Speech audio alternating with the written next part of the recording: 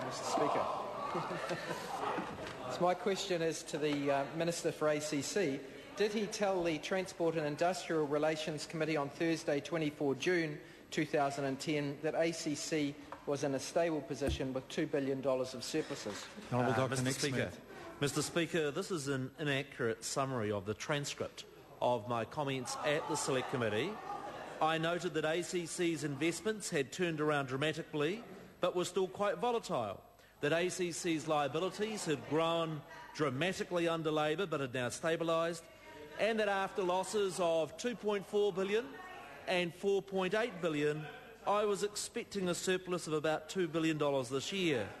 I urged caution at the Select Committee over the projected surplus because ACC still has liabilities of $25 billion and assets of only $14 billion, such that ongoing surpluses will be required to close the gap and meet the legal requirement of full funding by 2019. The Honourable David Parker.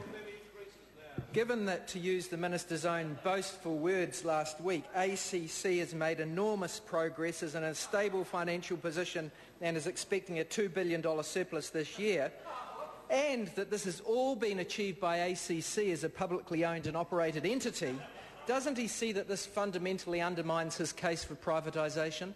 The Honourable Dr. Nick Smith. Mr. Speaker, I would note that National's policy of investigating competition in the work account was announced long after we knew the huge mess that Labor had left in ACC, where costs grew by 57%, or over $1 billion in claim costs, and in which administrative costs are out of control. On the issue of competition, this government and the Prime Minister has made plain that the test for this government will be ensuring best quality of service and efficiency for our accident compensation services. Supplementary. The Honourable David Parker. Does the Minister now accept that he exaggerated problems and beat up a crisis so as to justify his plans to cut cover and privatise ACC? Absolutely not.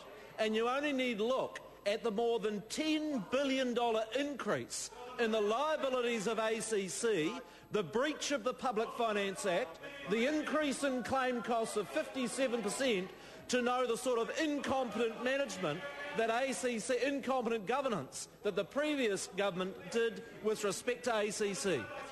Michael Woodhouse. Thank you, Mr. Speaker. Supplementary to the Minister.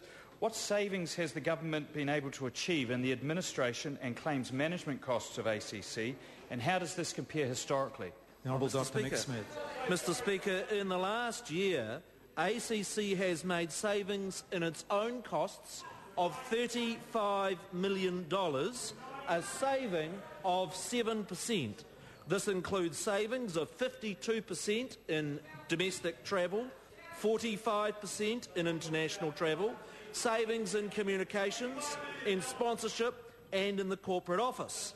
In contrast, I would note that during the previous 4 years, ACC's administration costs grew from $302 million to $494 million, an increase in admin costs of $50 million every year, each year, during the last 3 years of the Labor government, the sort of typical mismanagement that occurred right across the public sector that this government is now having to deal with.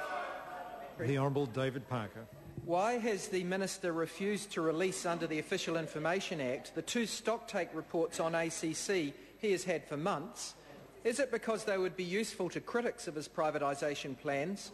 And if he has no such worries, why not just release them now? The Honourable Dr. Nick Smith. Mr. Speaker, the full stocktake report has not been received by the government. It's exactly the same practice that has always operated, and that is that reports will be released after the government has made a decision. The Cabinet has given, nor any Cabinet Committee, has given no consideration to the issue of competition in the work account and won't do so until such time as it receives the full stocktake report. The Honourable David Parker.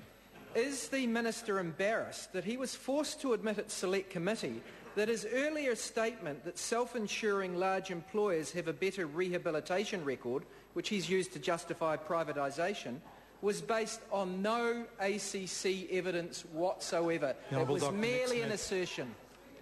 The member is making it up. The transcript shows that the claims he's making about what occurred at the Select Committee are quite incorrect. And the interesting part... the member... I'd be happy. If Mr Mallard would like me to table the transcript from the Select Committee, I'd be more than happy to do so people can see exactly what's said. What I can assure the member is that National is not ideologically opposed to a private sector having a role in ACC. We're going to do what's best for New Zealand, for claimants and for those that pay the ACC levies. Question number 9, David Garrett. Speaker,